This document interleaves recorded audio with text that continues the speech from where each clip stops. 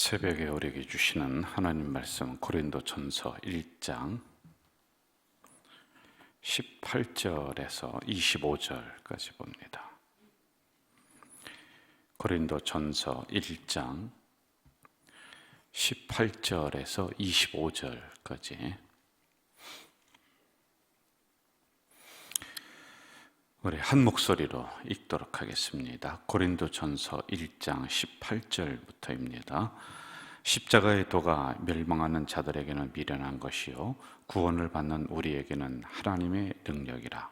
기록된 바 내가 지혜 있는 자들의 지혜를 멸하고 총명한 자들의 총명을 폐하리라 하였으니, 지혜 있는 자가 어디 있느냐? 선비가 어디 있느냐?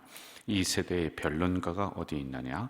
하나님께서 이 세상의 지혜를 미련하게 하신 것이 아니냐?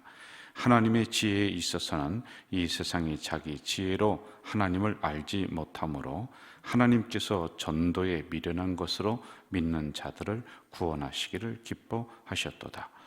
유대인은 표적을 구하고 헬라인은 지혜를 찾으나 우리는 십자가에 못 박힌 그리스도를 전하니 유대인에게는 거리끼는 것이요 이방인에게는 미련한 것이로되, 오직 부르심을 받은 자들에게는 유대인이나 헬라인이나 그리스도는 하나님의 능력이요 하나님의 지혜니라. 하나님의 어리석음이 사람보다 지혜롭고 하나님의 약하심이 사람보다 강하니라. 아멘. 이제 우리가 고린도 전서를 보면서 이제 고린도 교회의 이제 분쟁의 역사, 분쟁의 원인, 이런 부분을 서두에 파악을 하며 나갔습니다. 이제 성도들 간에 일어났었던 이러한 문제는 사실은 이제 큰 문제는 아니에요. 이제 교회가 이렇게 어려워지면서 지도자가 이 부분을 잘 수습을 하고, 그리고 또 더 크게 되는 동력으로 삼습니다. 진짜 문제가 뭐냐? 지도자들의 타락입니다. 사실은요.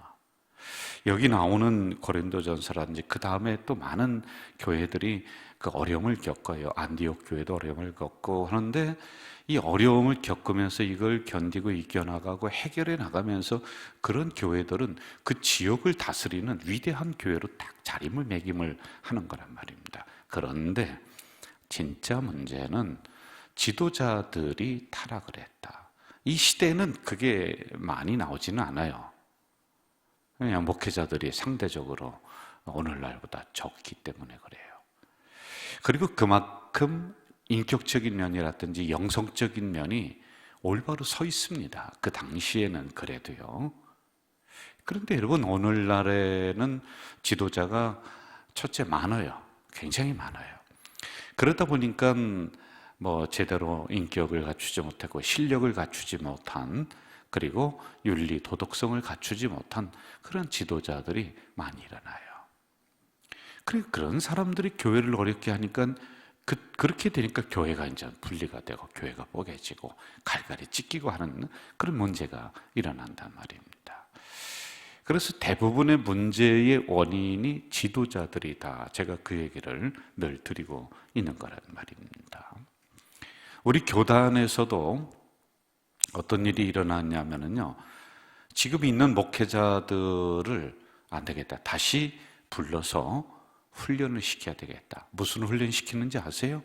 성경 연구하고 성경 읽는 훈련? 아니에요. 그게 아니라요, 지금 목회자들을 다시 성윤리 훈련을 시켜요. 어떻게 성도들을 대해야 되느냐, 교회에서 어떻게 도덕성을 가지고 이 교회를 섬기고 운영해야 되느냐라고 하는 이런 인격적인 부분, 그리고 성도를 대할 때 성적인 이러한 것을 조심해야 되는 이 부분을 불러다가 훈련을 시킨다니까요. 여러분, 왜? 여기서 문제가 많이 일어나기 때문에 그래요. 재정적인 부분, 여러분, 재정에 손을 대서 그냥 교회가 사분오열되고 그 돈이 네 거니 내 거니 목사가 떼어먹었니 뭐 했니, 우리 많이 듣지 않습니까? 그래서 오늘날의 문제는 지도자들의 문제, 이것 때문에 성도들이 몸살을 앓고 힘들어하는 경우가 많아요. 여러분, 우리 교회에 등록하고 오신 분들도 대부분 이런 지도자의 문제에 대한 갈등, 이거란 말입니다. 그래서 이제 저희들이 이 부분을 참 조심하고 해야지만이 되는 거예요. 적어도 리더자이고 교회를 섬기는 목사다라고 하면은 저는 이 시대의 수도자처럼 살아가야 된다. 그러니까 수도 승리 아니에요. 수도자. 이때 목회자들은 사막의 수도자들처럼 들어가서 아주 조용한 곳에 가서 자기를 훈련하는 거예요. 먹지 않습니다. 안 먹어요. 그리고 어떤 수도자는 기둥 위에 올라가서 20년, 30년 동안 자기를 훈련시키는 거예요. 뭐 그 정도는 아니더라도 아주 단촐하게 사는 거예요. 그리고 오로지 말씀을 연구하는 거예요. 그리고 기도하는 거예요. 그러니 영이 막습니다. 그리고 그러한 영적인 힘을 가지고 성도들에게 말씀을 대언하는, 그러니 그 말씀이 성도들 가슴을 막 찌르는 거란 말이에요. 여러분 가지고 있는 옷도 수도사들 보면은 옷도 없어요. 저만 해도 여러분 사시사철 양복 갈아입고 얼마나 풍족한지 몰라요. 근데 너무 우리는 덕지덕지 때가 묻었어요. 이거 벗어내야 돼요. 다 벗어내야 돼요. 그래서 그런 것을 지금 있는 중에 최대한으로다가 조심을 해야지만이 된다. 그런데 그게 잘 안 돼요. 여러분 우리 교육자들도 뭐 사람인구로 삼시세끼 찾아 먹죠. 그런데 모르겠어요. 뭐 저 개인은 하나님의 종들 교육자들이다 그러면은 이런 부분들은 한 절제해야 된다고 봐요. 이제 저만의 이제 가지고 있는 그런 부분들이겠지요. 그래서 항상 하나님 말씀을 추구해 나가고 내 육체적인 부분은 조금 고되게 힘들게 만들어야 될 필요는 있다. 이게 이제 제가 가지고 있는 저의 그 지도자적 그런 생각이란 말입니다. 자, 이게 평상시에 잘 안 된다 그러면요 어떻게 해야 되는지 아세요? 그러면 빨리 목사의 딱지를 벗고 목사라고 하는 외투를 벗고 일반인으로 나가야 돼요. 알맞게 하고 빨리 나가야 돼요. 안 그러면 교회가 바르게 못 쓸 것 같아요. 그리고 더 좋은 그런 영성을 깊이 가지고 있는 그런 목사님들이 또 오셔서 교회를 잘 다스리고 그렇게 해야지만이 저는 된다, 이런 생각을 하고 있는 거예요. 자, 이건 그때 당시의 문제는 성도들끼리 사실은 신앙생활을 더 잘해보자고 서로다가 부대끼는 문제였어요. 그렇죠? 그런데 이게 해결이 되니까 그 다음에는 동력을 얻어요. 그리고 더 좋은 교회로 만들어가고 그 지역을 다스리는 위대한 교회로다가 이런 고린도 교회, 에베소 교회, 안디옥 교회, 이런 교회들이 나아가는 거예요. 그래서 안디옥 교회는 뭐라고 해요? 그 시대의 어머니와 같은 교회였다. 분쟁이 많았어요. 그런데 결정적인 것은 지도자들이 분쟁의 원인이 되고 그 안에서 싸운다 그러면은 이제 교회는 어렵게 되는 것이다. 자, 그게 언제 있었느냐면은요, 초대교회를 거치면서, 초대교회는 지도자의 문제는 거의 없었습니다. 그냥 살아가면서 부대끼는 문제였어요. 그런데 이제 중세로 들어오면서 뭐가 일어나느냐 하면 지도자들이 재산을 축적을 해요. 재산을 쌓아놔요. 왜? 이거 교육자 하다 보니까요, 보통 짭짤한 게 아니에요. 국가의 왕도 이 교육자가 교황이 가서 너는 이제부터 왕이 되느니라 이렇게 해야지 왕이 되네. 뭐 권력이 보통이 있는 게 아니에요. 그러다 보니까 뭐가 들어오느냐면 사람들이 돈을 갖다 줘요. 그리고 돈을 추구하게 됩니다.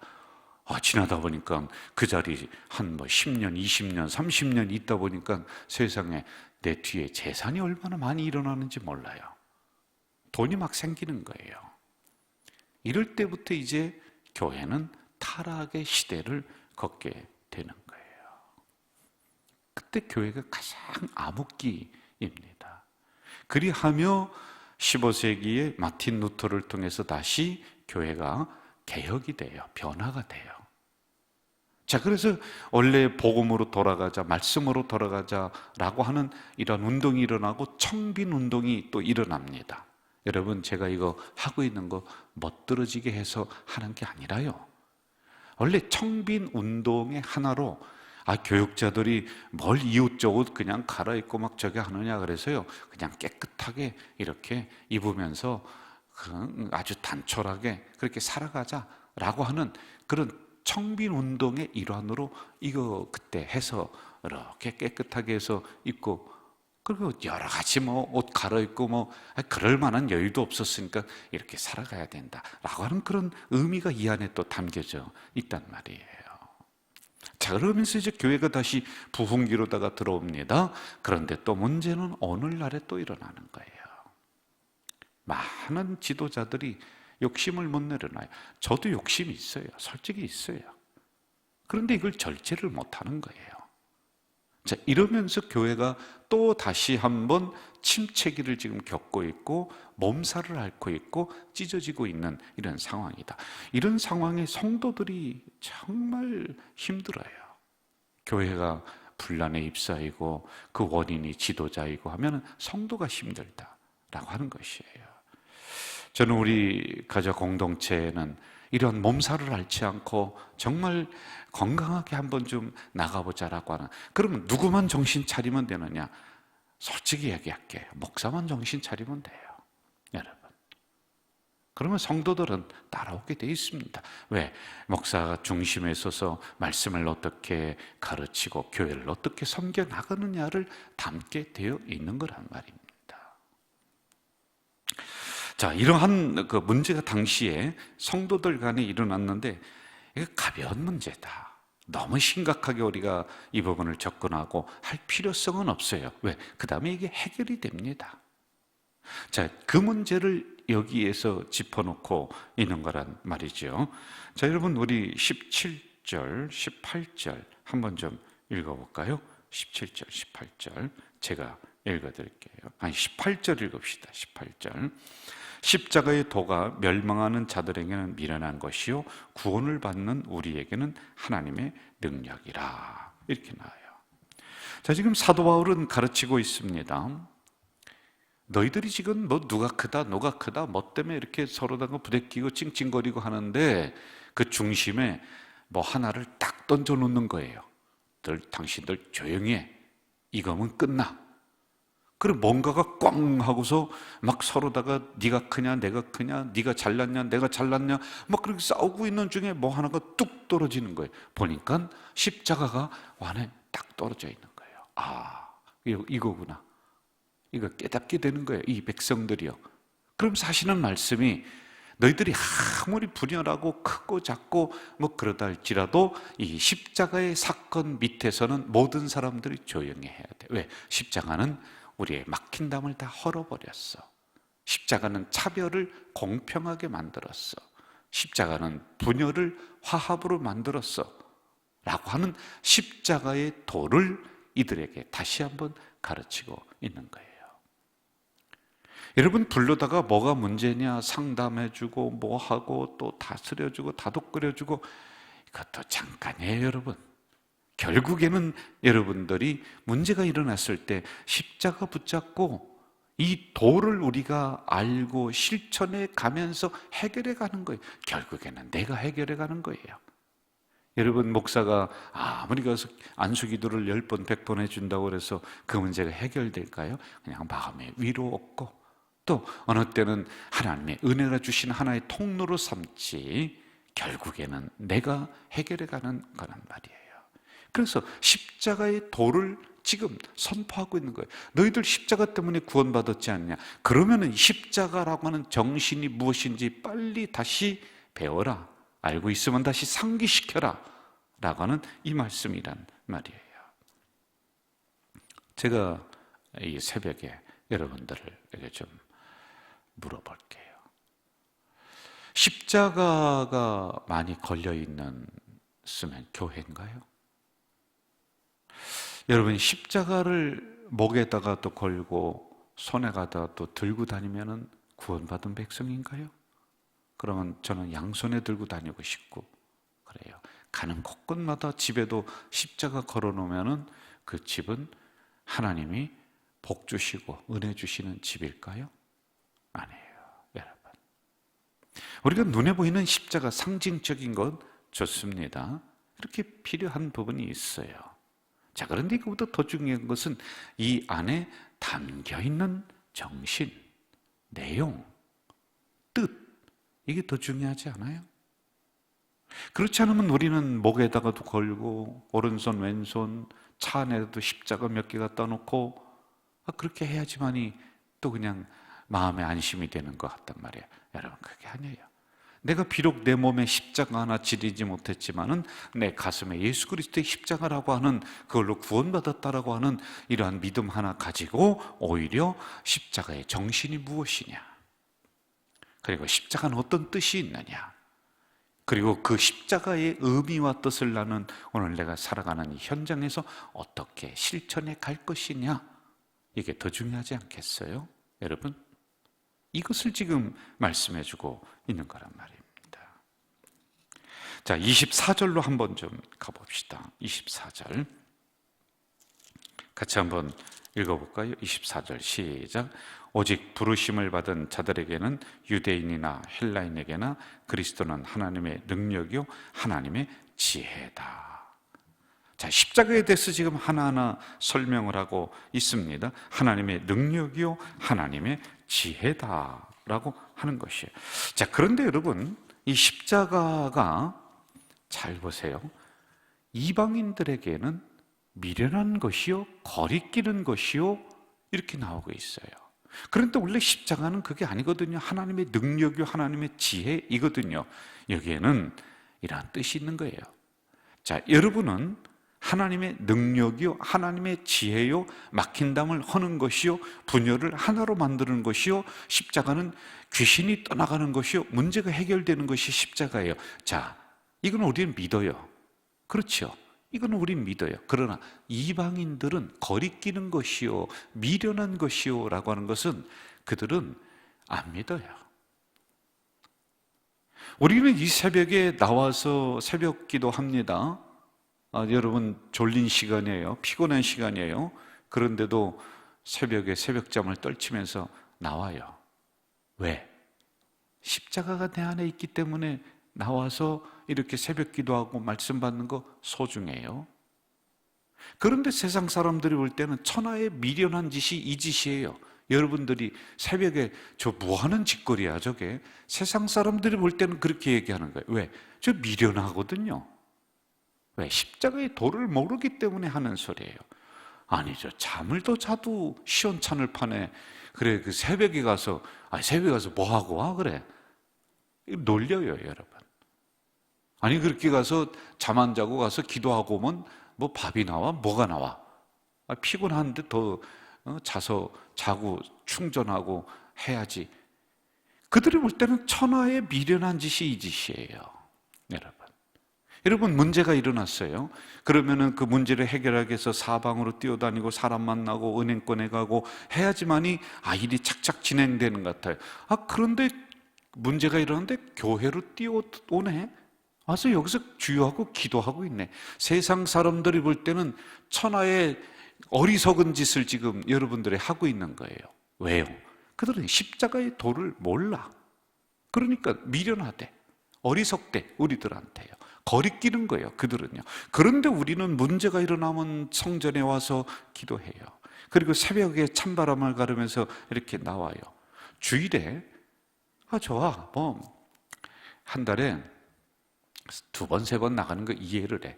그런데 한 2번, 3번은 또 피크닉도 가고 친구도 만나고 소풍도 가고 저기 등산도 가고 그렇게 해야 되는 거 아니야? 그런데 우리는 어떻게 해요? 주일이면은 주구장창 나와서 예배드리네. 그러니까 세상 사람들이 볼 때는 저거 미쳤지, 저거 교회 미친 사람이지, 이렇게 얘기하는 거예요. 왜 그래요? 십자가의 도를 모르니까 그래요. 우리는 하나님의 능력이요 하나님의 지혜입니다. 하나님의 능력은 이제 십자가의 도가 우리에게 나타나서 모든 문제가 해결되고 변화가 되는 이런 능력이 있다는 걸 우리는 알아요.